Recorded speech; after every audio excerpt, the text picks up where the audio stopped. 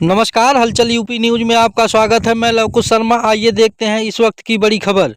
सड़क दुर्घटना में बाइक सवार एक युवक की मौत, एक गंभीर रूप से घायल।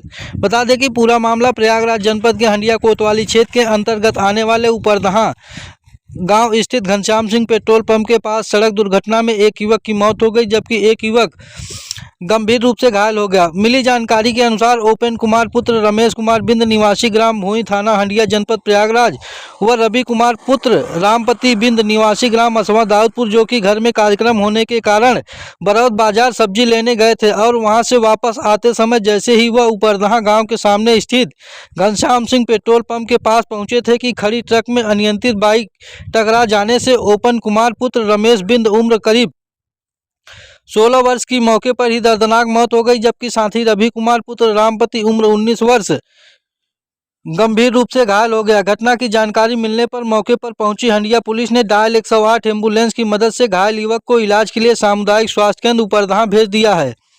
वहीं मृतक ओपन कुमार के शव को कब्जे में लेते हुए पोस्टमार्टम के लिए भेज दिया। घटना की जानकारी मिलने पर रोते बिलखते परिजन भी मौके पर पहुंचे। मामा के घर कार्यक्रम में शामिल होने गया था मृतक ओपन कुमार। बता दें कि मृतक ओपन कुमार पुत्र रमेश कुमार बिंद निवासी ग्राम भूई थाना हंडिया, जो कि असवा दाऊदपुर स्थित अपने मामा के घर कार्यक्रम में शामिल होने गया था, जहां से वह सब्जी लेने के लिए बरौद बाजार गया हुआ था और सब्जी लेकर आते वक्त सड़क दुर्घटना का शिकार हो गया, जिसमें उसकी मौत हो गई। घटना की जानकारी मिलने पर रोते बिलखते परिजन भी मौके पर पहुंचे हैं। घायलों को इलाज के लिए अस्पताल भेजा गया। वहीं मृतक के शव को कब्जे में लेते हुए पुलिस ने पोस्टमार्टम के लिए भेज दिया है।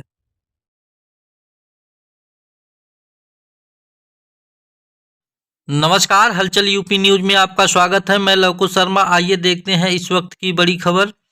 जमीनी विवाद में वरिष्ठ अधिवक्ता को मिली जान से मारने की धमकी, अधिवक्ताओं में आक्रोश। अधिवक्ताओं ने एसीपी का घेराव कर दिया लिखित तहरीर, कार्रवाई की मांग।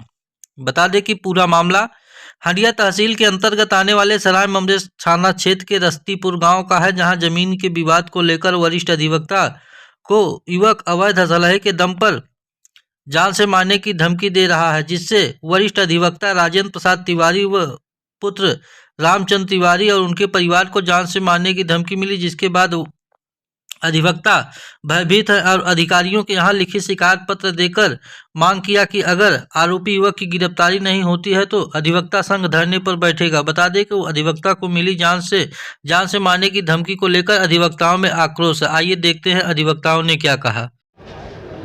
मामला ये है कि हमारे मकान और बैठका के बीच में पारिवारिक रास्ता है, उसको आद्या प्रसाद के लड़के और उनके नाती अवरुद्ध कर दिए हैं, जिसकी शिकायत बार बार चौकी इंचार्ज जंघई के यहाँ किया, लेकिन उन लोगों ने कोई कार्यवाही नहीं किया। इसके बाद दिनांक 18 को दिनेश कुमार एसआई चौकी जंघई वहाँ रास्ते में एक ट्रक गिट्टी गिरवाने आए थे, जिस पर महिलाओं ने ऑब्जेक्शन किया तो रास्ते के बगल गिरवा दिए हैं। और एसआई ने मुझे भी धमकी दिया और इसके बाद उनके साथ जो रामकृष्ण लड़का था, उनके चले जाने पर कट्टा लेकर के मुझे जान से मारने की धमकी दिया और मेरा जीना दूभर हो गया है। भद्दी भद्दी गालियाँ उनके परिवार वाले देते हैं। मैं किसी ढंग से अपने घर नहीं जा पा रहा हूँ। इसकी सूचना दिया, इसकी सूचना हमने उच्च अधिकारियों से इसकी शिकायत किया? हाँ। क्या आश्वासन मिला? कुछ नहीं, यहाँ कार्रवाई होगी। सीओ के यहाँ दिनांक 19 को हमने कार्रवाई किया, एप्लीकेशन दिया, जिस पर उन्होंने निर्देश दिया चौकी इंचार्ज को पकड़ने के लिए कहा, परंतु आज तक वहाँ कोई गया नहीं। मौके पर रास्ता भी बाधित है और तरह तरह की धमकियाँ बराबर दी जा रही हैं। अधिवक्ता को जान से मारने की धमकी मिल रही है। हाँ, अवैध असलहा दिखाया जाए, इसको लेकर क्या कहेंगे आप? हाँ, हम ये कहना है कि पहले मैं प्रभारी निरीक्षक सराय ममरेश से बात किया और उनसे मैंने बताया कि पुलिस अनावश्यक आपके दिनेश कुमार दरोगा जी परेशान कर रहे हैं और खुलेआम पिस्टल लिए है, उसका फ़ोटो जो कि आया हुआ है और वायरल भी हो रहा है और इनको ज़बरदस्ती वकील साहब को धमकी दी जा रही है, तो उन्होंने कहा हम आश्वासन दिया कि उसकी हम तत्काल कार्रवाई कर रहे हैं। इसके बाद मैंने पुलिस कमिश्नर इलाहाबाद से बात किया तो उन्होंने अपने PRO से बात कराया। उन्होंने कहा कि हम तत्काल सराय मेमोरेज को कह दे रहे हैं, आज उसके विरुद्ध कार्रवाई की जाएगी। CO हंडिया से टेलीफोन पर बात किया और अधिवक्ता इस बात बड़ा आक्रोश है। कल यदि तत्काल उसकी गिरफ्तारी नहीं हुई, कल CO हंडिया के यहाँ हम सारे अधिवक्ता एक होकर के उनके यहाँ धरना प्रदर्शन करेंगे। और दरोगा वहाँ जो है दिनेश कुमार चौकी वाले उस वक्त पैसा लेकर के पुश्तैनी रास्ते में निर्माण कराना चाहते हैं। वकील साहब को धमकी दे रहे हैं कि हम मुकदमा लिख देंगे आपके खिलाफ कार्रवाई कराएंगे। ये बहुत सहमे हुए हैं। पूरा अधिवक्ता परिवार इनके साथ है। जो भी संभव इनकी मदद होगी की जाएगी। कल क्षेत्राधिकारी के यहाँ यदि आज उसकी गिरफ्तारी नहीं होती है जैसा उन्होंने आश्वासन दिया है, तो कल हम लोग धरना प्रदर्शन करेंगे।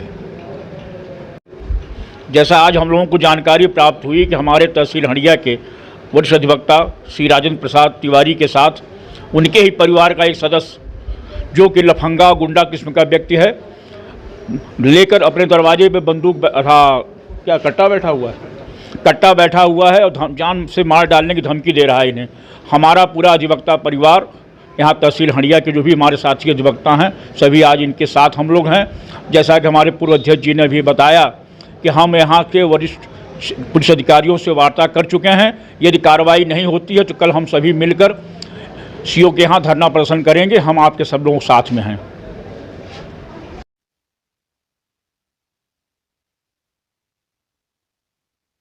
किसान यूनियन के मंडल के अध्यक्ष प्रयागराज हूँ। इलाके के लोग हमें जानते हैं किसान संगठन के नेता के रूप में। जो समस्या आती है हमें अवगत कराते हैं। आज कुछ निजी काम से हंडिया आए तो यहाँ सीट पे वकील साहबान का मंत्रणा हो रहा था इस पे, और हमारे हंडिया बार एसोसिएशन के पूरे अध्यक्ष माननीय अशोक कुमार मिश्रा जी भी मौजूद रहे, जो CO हंडिया से मिल के आए थे। चर्चा हो रही थी तो हमारे बगल के ही हैं राजेंद्र प्रसाद तिवारी एडवोकेट, उन्होंने हमें अवगत कराया कि किसान संगठन से आप प्रयागराज के मंडल अध्यक्ष हैं। हमारी पीड़ा यह भी आप भी जान लीजिए। मुझे अवगत कराए और वकील साहबान लोगों में बहुत आक्रोश देखे। यदि चौकी इंचार्ज जंघई 24 घंटे के अंदर कार्रवाई नहीं करते हैं, FIR में वांछित करके जेल नहीं भेजते हैं, तो हमारे किसान यूनियन के तरफ से विशाल धरना प्रदर्शन होगा। हमारे अधिवक्ता साथी राजेंद्र प्रसाद तिवारी को जान से मारने की धमकी मिली और चौकी इंचार्ज जंघई एक SI दिनेश सिंह जी हैं, उनके सह पर मिली। कहीं पुलिस जाकर के खड़ी होकर के कब्जा नहीं कराती, लेकिन इनके यहाँ पुलिस खड़ी होकर के पारंपरिक रास्ते पे कब्जा करवा रही है। तो आप लोग क्या चाहते हैं? हम लोग उनके विरुद्ध यदि गिरफ्तारी नहीं होती, कार्रवाई नहीं होती, तो हम लोग इसमें धरना प्रदर्शन करेंगे और जिले तक बात जाएगी। मैं जिला अधिवक्ता संघ से कहूँगा, हाई कोर्ट अधिवक्ता संघ से निवेदन करूँगा। नमस्कार, हलचल यूपी न्यूज में आपका स्वागत है। मैं लवकुश शर्मा। आइए देखते हैं इस वक्त की बड़ी खबर। प्रतापपुर विधानसभा से सपा विधायक बिजमा यादव को कोर्ट ने सुनाई 1.5 साल की सज़ा। प्रयागराज की MP MLA कोर्ट ने सुनाई 1.5 साल की सज़ा। बता दें कि धारा 147, 341, 504, 353, 332 और 7 CL एक्ट के तहत सुनाई गई सज़ा। बता दें कि साल 2000 में प्रयागराज के सराय इनायत थाने पर दर्ज हुआ था मुकदमा। हिंसा, आगजनी, पथराव और सड़क जाम करने का लगा था आरोप। पथराव में कई पुलिसकर्मी को आई थी गंभीर चोटें। 22 साल बाद प्रयागराज की MP MLA कोर्ट ने सुनाया फैसला। बता दें कि फैसले के बाद कोर्ट की सज़ा होने के बाद भी प्रतापपुर विधायक बिजमा यादव की विधायकी बची रहेगी। वहीं उनके अधिवक्ता ने कहा है कि जमानत की याचिका कोर्ट में दाखिल कर दी गई है और जल्द ही इस पर फैसला भी आ जाएगा और जमानत मिल जाएगी। बता दें कि 22 साल बाद MP MLA कोर्ट ने सज़ा सुनाई है और 1.5 साल की सज़ा सुनाई गई है। कोर्ट ने सज़ा सुना दी है। कितने साल की सज़ा सुनाई है और आगे क्या स्टैंड होगा आप लोगों का इस पूरे मामले में? कई धाराओं में अलग अलग सज़ाएं सुनाई गई है। धारा 147 में 1 वर्ष की सज़ा, धारा 341 में 6 माह की सज़ा, 353 में 1 वर्ष की सज़ा, 332 में 1.5 वर्ष की सज़ा, 504 में 1 माह की सज़ा सुनाई गई। 7 CLA एक्ट में 6 माह की सज़ा सुनाई गई तथा 1 लाख रुपया जुर्माना भी उन पर लगाया गया। कितने साल की सज़ा है ये? हाँ, कुल कितने साल की सज़ा है ओवरऑल काटना होने?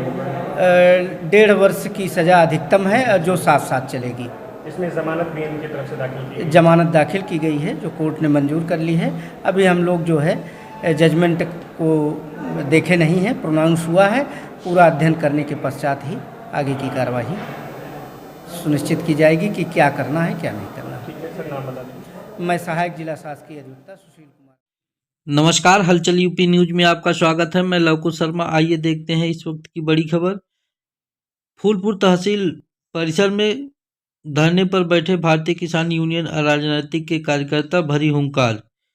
खबर प्रयागराज जनपद के फूलपुर तहसील के हैं, जहां भारतीय किसान यूनियन अराजनैतिक के मंडल अध्यक्ष बबलू दुबे एवं मंडल महिला अध्यक्ष अर्चना मिश्रा एडवोकेट के द्वारा यूनियन के पदाधिकारियों एवं कार्यकर्ताओं किसानों के साथ तहसील में इफको फूलपुर को किसानों की समस्या संबंधित एक मांग पत्र एसडीएम फूलपुर शुभम श्रीवास्तव को सौंपा। मांग पत्र में मांग की गई कि क्षेत्र के गरीब किसानों के बच्चों को 70-30 के अनुपात में कारखाने में नौकरी दी जाए तथा पिछले 20 वर्षों से कारखाने में कार्यरत डेली वेज वाले मजदूरों को नियमित किए जाने की मांग की। संगठन ने 9 सूत्री मांग पत्र में इफको के 10 किलोमीटर परिधि के किसान के पढ़े लिखे बेटों को नौकरी दिए जाने तथा सौंदर्यीकरण एवं क्षेत्र का विकास किए जाने की मांग की। इफको से लेकर बरगिया नाले तक पक्का नाला बनवाने तथा क्षेत्रीय किसान के बच्चों को नियमित रखने की मांग की। फूलपुर के सांसद विधायक को हैंडपंप एवं कंबल का कोटा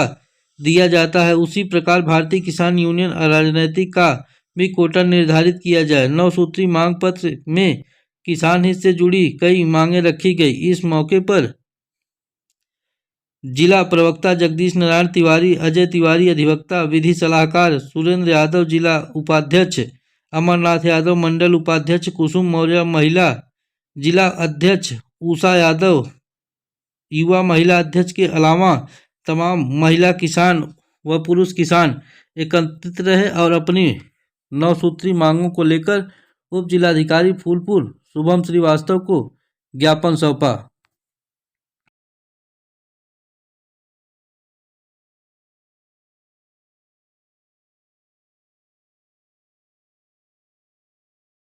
नमस्कार, हलचल यूपी न्यूज में आपका स्वागत है। मैं लवकुश शर्मा। आइए देखते हैं इस वक्त की बड़ी खबर। खंडहर में तब्दील हुआ उप स्वास्थ्य केंद्र किराओं। बता दें कि पूरा मामला प्रयागराज जनपद के हंडिया तहसील के अंतर्गत आने वाले धनुपुर विकास खंड क्षेत्र के सामुदायिक स्वास्थ्य केंद्र धनुपुर के उप स्वास्थ्य केंद्र किराओं का है, जहां अव्यवस्थाओं का अंबार लगा हुआ है। टूटे दरवाजे, टूटी खिड़कियां, स्वास्थ्य केंद्र पर गंदगी का अंबार इस कदर फैला हुआ है कि मानो प्रतीत हो रहा है उप स्वास्थ्य केंद्र नहीं कोई बाड़ा हो। सरकार द्वारा ग्रामीण क्षेत्रों में बेहतर स्वास्थ्य सुविधाएं प्रदान करने के लिए हर ग्राम पंचायत में एक उप स्वास्थ्य केंद्र का निर्माण कराया गया है, जिसका मुख्य उद्देश्य गर्भवती महिलाओं को टीकाकरण, प्रसव और नवजात शिशुओं के टीकाकरण हो सके। लेकिन स्वास्थ्य केंद्र पर नियुक्त एएनएम द्वारा किसी भी प्रकार की कोई सुविधा नहीं दी जाती, बल्कि एएनएम उप स्वास्थ्य केंद्र के स्थान पर गांव में इधर उधर टीका करके चली जाती हैं, जबकि एएनएम को रहने के लिए उप स्वास्थ्य केंद्र पर लाखों की लागत से सरकारी आवास बनवाया गया। लेकिन एएनएम के द्वारा सरकार के मंसूबे पर पानी फेरा जा रहा है और उप स्वास्थ्य केंद्र पर कोई सुविधा नहीं दी जा रही, जिससे ग्रामीणों को इलाज के लिए प्राइवेट अस्पताल का सहारा लेना पड़ रहा है, जहां प्राइवेट अस्पताल के संचालकों द्वारा गरीबों की जेब काटी जा रही है। बता दें कि सूबे के उप मुख्यमंत्री ब्रिजेश पाठक के द्वारा स्वास्थ्य सेवाओं को लेकर लगातार वीडियो बयान जारी किए जा रहे हैं और क्षेत्र में लगातार दौरे किए जा रहे हैं, लेकिन इसके बाद भी जिम्मेदार सरकार के मंसूबे पर पानी फेरते नजर आ रहे हैं। हलचल यूपी न्यूज में आपका स्वागत है। मैं लवकुश शर्मा। इस वक्त हम खड़े हैं प्रयागराज जनपद के हंडिया तहसील के अंतर्गत आने वाले धनुपुर विकासखंड क्षेत्र के किराओं गांव में। बता दें कि शासन के द्वारा बनवाया गया उप स्वास्थ्य केंद्र पूरी तरीके से खंडहर में तब्दील हो गया है। बता दें कि सूबे की योगी सरकार ग्रामीण क्षेत्र में बेहतर स्वास्थ्य सुविधाओं के लिए हर गाँव में उप स्वास्थ्य केंद्र बनवाई है, लेकिन जिम्मेदार सरकार के मंसूबे पर पानी फेरते नजर आ रहे हैं और उप स्वास्थ्य केंद्र पूरी तरीके से खंडहर बन गया है। बता दें कि उस स्वास्थ्य केंद्र का निर्माण इस उद्देश्य से हुआ था कि ग्रामीण क्षेत्र की गर्भवती महिलाओं नवजात शिशुओं को बेहतर स्वास्थ्य सुविधाएं मिल सके। गर्भवती महिलाओं नवजात शिशुओं के टीकाकरण से लेकर गर्भवती महिलाओं के प्रसव तक का कार्य उप स्वास्थ्य केंद्र पर किया जाना सुनिश्चित किया गया था। सरकार के द्वारा यहाँ पर एनएम की नियुक्ति और डॉक्टरों की नियुक्ति भी की गई है, लेकिन जिम्मेदार सरकार के मंसूबे पर पूरी तरीके से पानी फेर रहे हैं। बता दें कि पूरा मामला सामुदायिक स्वास्थ्य केंद्र धनुपुर के अंतर्गत आने वाले उप स्वास्थ्य केंद्र किराव का है। आप देख सकते हैं किस तरीके से उप स्वास्थ्य केंद्र में अव्यवस्थाओं का अंबार लगा हुआ। ऐसा प्रतीत होता है कि मानो यहाँ वर्षों से कोई नहीं आया है। वहीं जब ग्रामीणों से इस संबंध में बात किया गया तो ग्रामीण कैमरे के सामने आने से मना कर दिए, लेकिन ग्रामीणों ने बताया कि जब से यह उप स्वास्थ्य केंद्र बना है यहाँ पर किसी भी प्रकार की कोई डॉक्टर या एनएम नहीं बैठती है। इससे यह प्रतीत होता है कि पूरी तरीके से सरकार के मंसूबे पर पानी फेर रहे हैं। एक तरफ सूबे के डिप्टी सीएम ब्रिजेश पाठक जी जिले के स्वास्थ्य केंद्रों में पहुंचकर जिले के स्वास्थ्य सुविधाओं का हालचाल लेते हैं, लेकिन ग्रामीण क्षेत्र की सुविधा स्वास्थ्य के सेवाओं का कोई हालचाल लेने वाला नहीं है। आप देख सकते हैं किस तरीके से बदहाली का आलम यहाँ बना हुआ है। सबसे पहले तो हम आप लोगों को धन्यवाद देते हैं कि गांव गिराव में भी आप लोग गांव की समस्या को लेकर के सोचते हैं, इसको समाचार बना रहे हैं, इसके लिए बहुत बहुत धन्यवाद आप लोगों को। स्वास्थ्य केंद्र ग्राम सभा किराव विकास खंड का सबसे बड़ा ग्राम सभा है ये।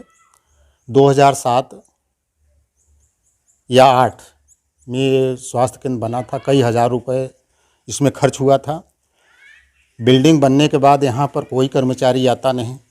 कई बार हमने स्वास्थ्य केंद्र पर जाकर किसकी शिकायत किए कि वहाँ पे कुछ काम है, एनएम के खाते में पैसे हैं, आशा के खाते में पैसे हैं, उसको निकलवा करके उसका मरम्मत करवा दिया जाए। छोटा मोटा जो दरवाज़ा ख़राब है, गेट ख़राब है, हैंड पाइप ख़राब है, और यहाँ पर कम से कम हफ्ते में एक आध जो जिम्मेदार हैं, चाहे वो एनएम हो चाहे वो आशा हैं, वो बैठें। जब बैठेंगे तो बड़ी ग्राम सभा है, यहाँ पर लोगों की समस्या समाधान हो सकता है। लेकिन ये जो है इधर किसी का ध्यान नहीं है, किसी का ध्यान नहीं है। हम तो आप लोगों को यही चाहते हैं कि ये समाचार हमारा काफ़ी दूर तक पहुंचाएं, मुख्य चिकित्सा अधिकारी डीएम सीडीओ तक पहुंचाया जाए, जिससे इसकी देखभाल हो और गाँव को बढ़िया से छोटा मोटा इलाज जो है। जैसे इस संबंध में किसी को शिकायत पत्र दिए हैं या किसी को अवगत कराए हैं? हमने शिकायत पत्र दिया था, मौखिक भी कहे थे, शिकायत पत्र भी दिए थे। डॉक्टर साहब ने कहा कि चलिए ठीक है, इसको दिखवा लेंगे। दिखवाते दिखवाते लगभग करीब 1.5 साल हो गया और कोई आता नहीं। आप लोग देखते होंगे बिल्डिंग की स्थिति क्या है। कोई यहाँ पर साफ़ सफाई नहीं होता है। दरवाज़ा देख लीजिए, खिड़की देख लीजिए, अंदर कितना ख़राब है। तो हम तो प्रयास कर रहे हैं, आप लोगों से उम्मीद है आप लोग भी हमारे ये समाचार को पहुंचाएं। जो गांव के गर्भवती महिलाएं हैं, नवजात शिशु हैं, उनका टीकाकरण या जो उनको स्वास्थ्य सुविधाएं, उसके लिए आप लोग कहाँ जाते हैं फिर, अगर यहाँ पे कोई नहीं बैठता है तो? अब यहाँ नहीं बैठता है तो उसको भटकना पड़ता है।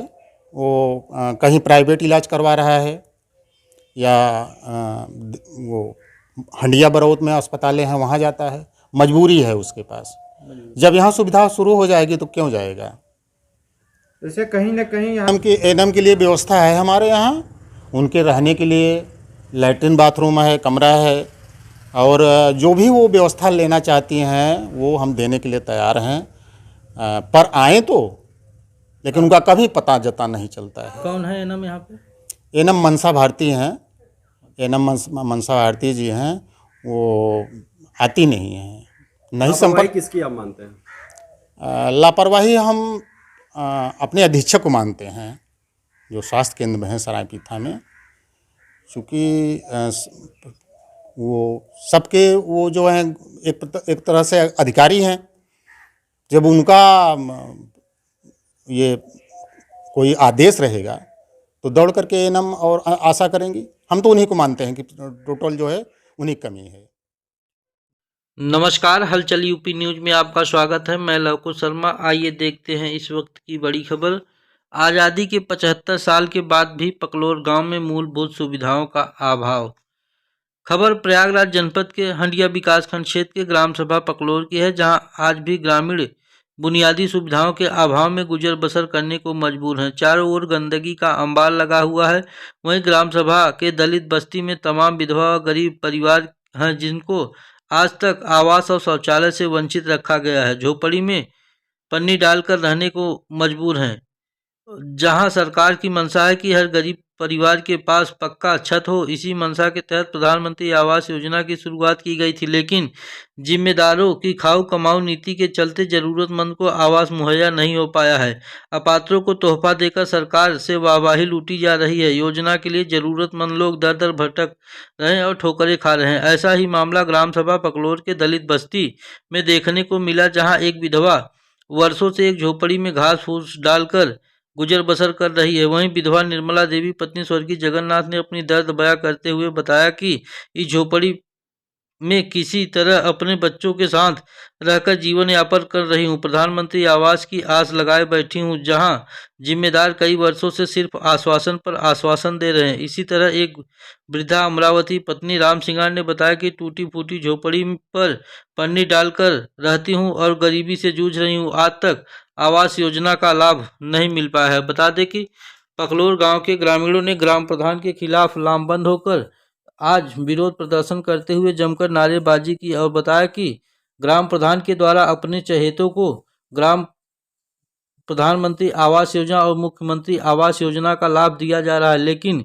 गरीब और दलित बस्ती पर ग्राम प्रधान या जिम्मेदार अधिकारियों की नज़र नहीं जा रही है, जिसके कारण आज भी कई ऐसे परिवार हैं जो गरीबी में गुजर बसर करने को मजबूर हैं और उनके पास पक्का आवास नहीं है और झोपड़ी डालकर रहने को मजबूर हैं।